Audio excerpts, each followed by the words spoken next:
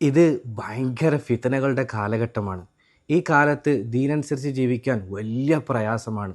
നമ്മൾ അധിക പേരുടെയും പ്രധാനപ്പെട്ട ഒരു പരാതിയാണിത്. തികച്ചും പ്രതികൂലമായ സാഹചര്യത്തിൽ ദീനനുസരിച്ച് ജീവിക്കാൻ നമ്മളെ സഹായിക്കുന്ന ഒരു ചെറിയ പ്രാർത്ഥനയുണ്ട്.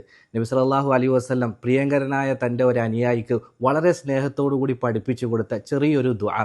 ഇമാം അബൂദാവൂദും നസായിയും ഒക്കെ റിവായത്ത് ചെയ്യുന്ന ഹദീസിൽ ശക്ൽ ബിൻ ഹമീദ് റളിയല്ലാഹു അൻഹു പറയുകയാണ്, ഒരിക്കൽ ഞാൻ നബി സല്ലല്ലാഹു അലൈഹി വസല്ലമയുടെ അടുക്കൽ പോയിട്ട് അള്ളാഹിൻ്റെ റസൂലെ, ഫിത്നകളിൽ നിന്നും ഷുറൂറുകളിൽ നിന്നുമൊക്കെ കാവൽ തേടാൻ വേണ്ടി എനിക്കൊരു ദുആ പഠിപ്പിച്ചു തരുമോ എന്ന് ചോദിച്ചു.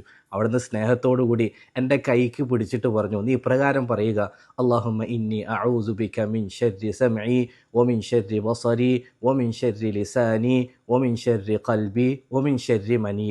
അള്ളാഹുവേ, ഞാൻ എൻ്റെ കേൾവിയുടെ തിന്മയിൽ നിന്നും, എൻ്റെ കാഴ്ചയുടെ തിന്മയിൽ നിന്നും, എൻ്റെ നാവിൻ്റെ തിന്മയിൽ നിന്നും, എൻ്റെ ഹൃദയത്തിൻ്റെ തിന്മയിൽ നിന്നും, എൻ്റെ ഗുഹ്യഭാഗത്തിൻ്റെ തിന്മയിൽ നിന്നും നിന്നോട് കാവൽ തേടുന്നു റബ്ബേ.